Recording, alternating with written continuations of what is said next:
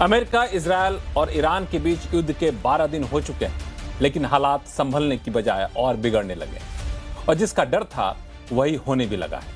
Iran ने इस पूरी लड़ाई में अमेरिका के सबसे कमजोर नस स्ट्रेट ऑफ हॉर्मुज को दबा दिया है। वह स्ट्रेट ऑफ हॉर्मुज जहां से दुनिया में कुल कच्चे तेल की 20% से ज्यादा की सप्लाई होती थी, जो अब बिल्कुल ठप हो गई क्योंकि ईरान ने वहां माइंस बिछा दी है।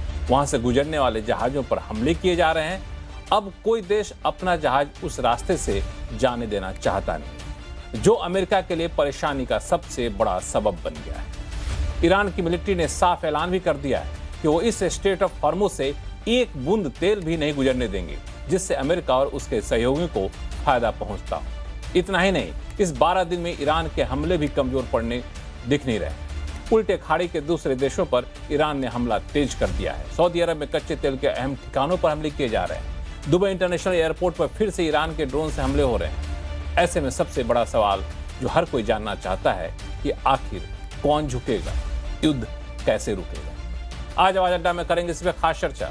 नमस्कार, मैं हूं लक्ष्मण राय और चर्चा में शामिल हो रहा हमारे साथ विशेष मेहमान पूर्व IAS और strategic affair analyst doctor Thomas Matthew साहब हैं, पूर्व डिप्लोमेट एम्बेसडर प्रभु दयाल साहब हैं, न्यूयॉर्क से जुड़ रहे हैं अटॉर्नी आनंद आहूजा साहब और JNU में स्कूल ऑफ इंटरनेशनल स्टडीज के प्रोफेसर स्वर्ण सिंह साहब हैं और स्ट्रेटेजिक एनालिस्ट शुभांकर मिश्रा जी हैं। आप सभी मेहमानों का बहुत बहुत स्वागत है।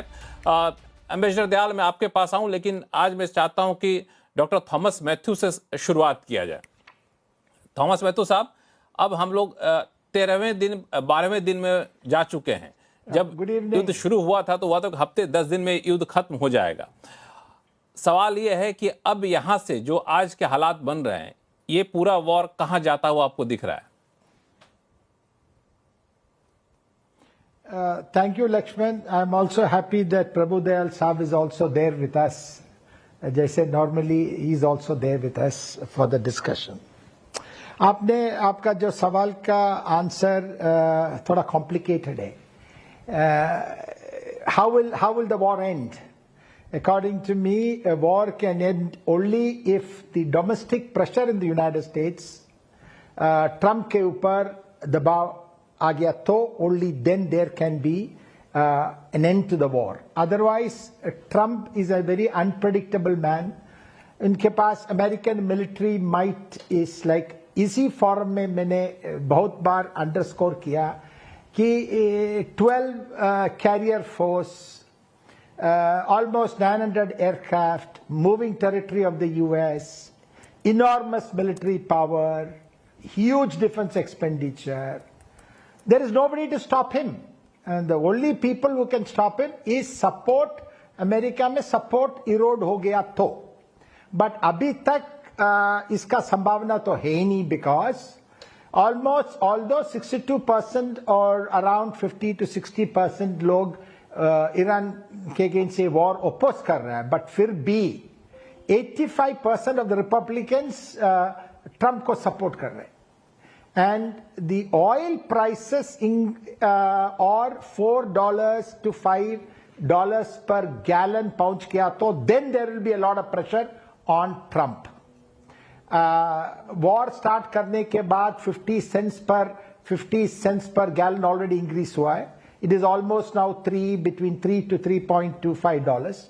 वहां inflation आने का chances होगा तो then Trump will feel lot of pressure, especially because अभी midterm elections आने वाला है. But otherwise, I don't think this will stop immediately because Iran भी बहुत defiant है अभी. ये पिछले साल जैसे नहीं, Iran defiant है. Iran says a state of Hormuz block किया तो फिर then there is a big problem. So this is my analysis, Lakshman जी.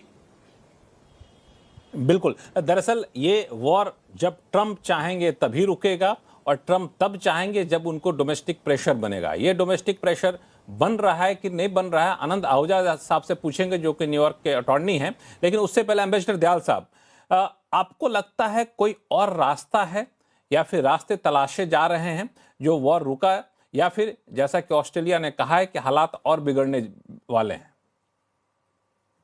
देखिए, डॉक्टर थॉमस मैथ्यू ने बिल्कुल सही कहा कि अमेरिका पे अगर प्रेशर बढ़ेगा, ट्रंप पे प्रेशर बढ़ेगा, डोमेस्टिक प्रेशर, तो शायद वो उस रास्ते पे आगे बढ़े कि समझौता करें। लेकिन साथ-साथ दुनिया को कुछ दूसरे तरीके भी निकालने की कोशिश करनी होगी। भई ये तो एक अब ग्लोबल वॉर बनती जा रही है। रशिया यूक्रेन में हुई वो खत्म नहीं हुई, 4 साल होने जा रहे हैं। गाज़ा की जो लड़ाई है वो 2.5 साल से ऊपर हो गई है। अब ये जो बहुत ही बड़ी लड़ाई स्टार्ट हो गई है ईरान में और दूसरी तरफ इज़राइल और यूएसए में फैलती जा रही है। तो क्या हम तीसरे विश्व युद्ध की तरफ बढ़ रहे हैं और क्या बढ़ने दें ऐसे ही? मतलब कुछ के हाथ पे हाथ धरे बैठे रहें? देखिए, बहुत से तरफ से ये सुझाव आ रहे हैं कि भारत को कुछ मध्यस्थता करने की कोशिश करनी चाहिए। क्या हम ऐसा कर सकते हैं? अगर हम ये सोचेंगे हम नहीं कर सकते, हमारे तो कर ही नहीं सकते।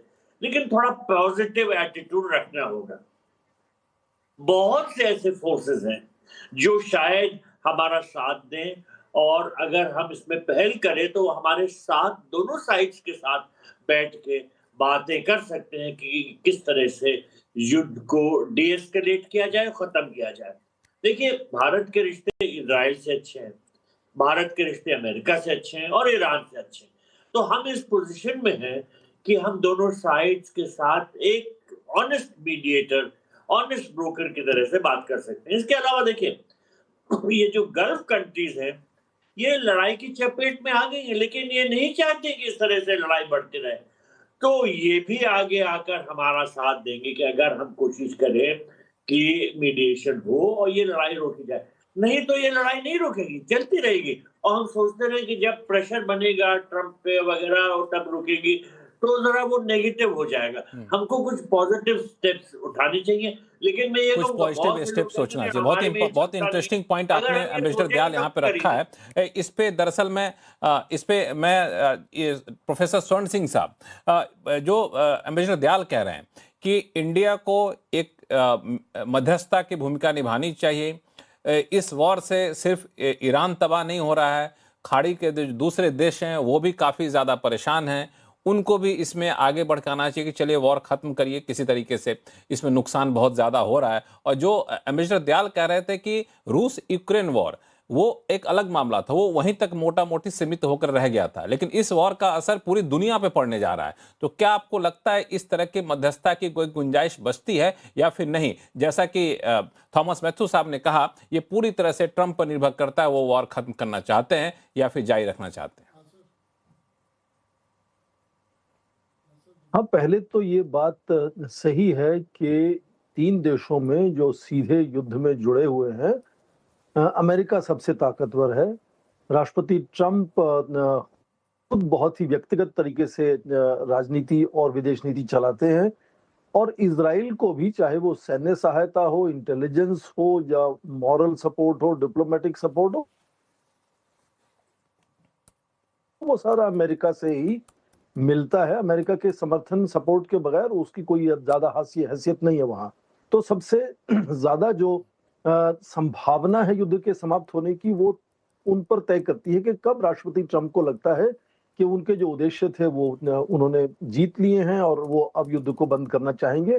क्योंकि किसी भी युद्ध में उसको बंद करने के लिए जो युद्ध में शामिल देश हैं, उनको, जिसको हम अंग्रेजी में फेस सेविंग कहते हैं, वो उनको एक सिंबॉलिक जीत का एक तरह से जामा पहनाना जरूरी होता है अपने अपने नागरिकों को जाकर बताने के लिए कि नेतृत्व ने अपने राष्ट्र हितों को आगे बढ़ाया है।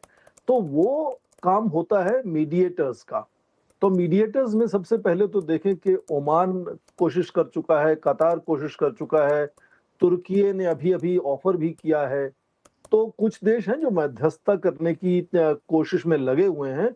उनमें भारत जुड़ सकता है और खासकर भारत इसलिए भी जुड़ सकता है क्योंकि भारत के अपने हितों पर सीधी चोट है इस लगातार तनाव की वजह से, चाहे वो भारतीय नागरिक उस पूरे क्षेत्र में हो या हमारे रेमिटेंसेस हो, गैस हो, ऑयल को लेकर जो चिंताएं हैं। आप देख रहे हैं कि पूरे देश में थोड़ी सी खलबली कुछ कुछ जगह पे मचती हुई नजर आ रही है इस बात को लेकर। तो हमारे अपने राष्ट्र हितों की वजह से मुझे लगता है कि हमारी तरफ से भी कोशिश होनी चाहिए, और वो इसलिए भी हो सकती है कि अभी तक भारत का तालमेल ज्यादातर इन देशों के साथ ठीक ठाक रहा है।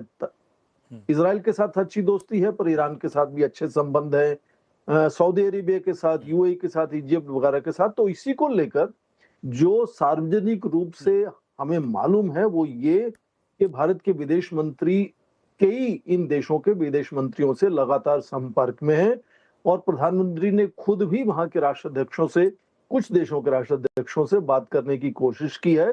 हालांकि उसमें सबसे बड़ी प्राथमिकता यही रही कि भारत के जो नागरिक वहां हैं उनकी सुरक्षा को लेकर चिंता है और जो लोगों को भारत वापस लाना चाहेगा वो किस तरह से उसका प्रबंधन किया जाएगा।